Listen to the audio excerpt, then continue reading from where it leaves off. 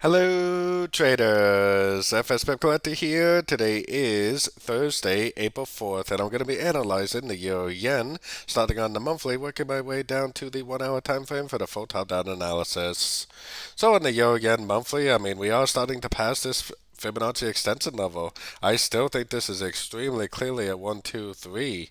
This easily could go up to the 223 and maybe even higher. We are getting close to these highs over here. At this point, I feel like it might take out these previous highs, make all-time highs before it actually does make that wave 4 and that wave 5. So taking it down to the weekly time frame. On the weekly time frame, I think this is that major wave 1 and wave 2 I showed you on the monthly. Now you can start to see the subdivisions of the wave 3. I think this is a 1 of 3, 2 of 3, 3 of 3. Maybe this is a 4 of 3 right here, and this is actually in a wave 5 of 3.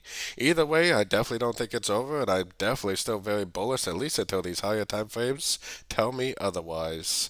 Going down to the 4 hour time frame, definitely looks like we had another very, very clear end of a three-way pattern. 1, 2, 3 waves down. We have to remember that the yen is in a 4-year uptrend right now, so definitely the big money to be made on the yen is continuing to look for longs in an uptrend. We had 3 waves down, right to a 50% Fibonacci retracement. Nice impulsive engulfing move to the upside. I actually think there's a very good chance this is going to go all the way up to the next Fibonacci extension that I was showing on the weekly and monthly time frames.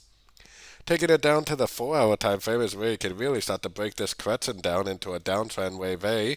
Most likely this is a wave B, and most likely this move down is a wave C. Right to the 50% Fibonacci retracement, nice impulsive engulfing move up, nice break of structure. I think that's a very, very clear end of a crescent, and I definitely would not be trying to go short right now. It could possibly make a pullback, and if it does make a pullback, that's actually great news for us, because that will give us an opportunity to go long for the continuation of the uptrend. Definitely no guarantee that it's going to make a pullback now, though. Going down to the 1 hour time frame, it does have a little bit of a 1, 2, 3, 4, 5 shape. So maybe with the fact that it did break this high right here, it never really made much of a significant pullback. Maybe with all that included, maybe it will make a decent pullback. No guarantees of it though. It could easily just keep on drifting up. If it does make a nice pullback, that's going to be great news for us because we can go long at the end of the pullback. Throw your Fibonacci retracement on there. Look for 3 waves down. Look for a Fibonacci bounce for the entry to go long for the continuation of this big uptrend. So don't forget to check out my free website, my free Discord channel that is, linked over here on the left. And don't forget to check out my membership program on my website, fxpipcollector.com.